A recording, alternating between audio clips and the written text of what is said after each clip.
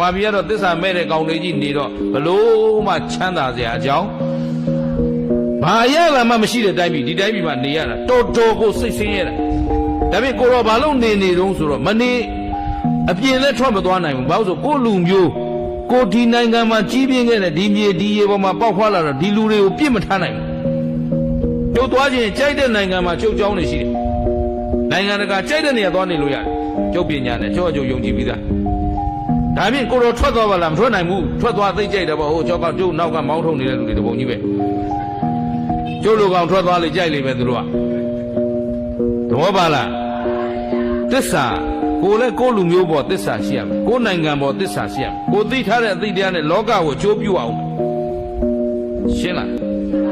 သစ္စာလောကသစ္စာကိုကျင်လဲတဲ့လောကကျောင်းဆရာဆရာမကျောင်းဆရာဆရာမလောကကိုသစ္စာရှိရ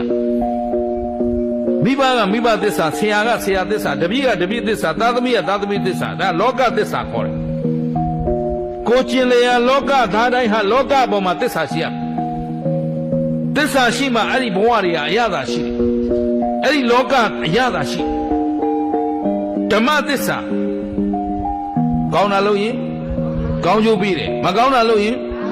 ဒါဓမ္မသစ္စာကြီးရှိပြီးသားအဲ့တော့ဓမ္မသစ္စာကိုယုံကြည်လို့ဒီဓမ္မသစ္စာတရားထားတဲ့ပုဂ္ဂိုလ်ကဘယ်တော့မှပျက်စီးစရာအကြောင်းရှိဘူးဘဝသစ္စာကိုရထားတဲ့ဘဝဘယ်လိုဘဝမျိုးတော့ခုခင်ဗျားတို့ဆိုလူဘဝရထားတယ်ဗုဒ္ဓသာသနာတော်ဝင်မဖြစ်ဘူးလားအေးတကယ်တော့လူလောကမှာခင်ဗျားတို့အမြတ်ဆုံးဘဝကိုရထားတာဗုဒ္ဓတရားတော်တွေကြားနာခွင့်ရတဲ့ဘဝထက်မြင့်မြတ်တဲ့ဘဝရှိဘူးအခုဘုရားနဲ့တရားနဲ့သံဃာနဲ့မနေရဘူးလားအဲ့တော့အမြတ်ဆုံးဘဝခင်ဗျားတို့ကိုယ့်ဘဝကိုသစ္စာဖောက်နေကြလို့ဘဝပြည့်နေတာ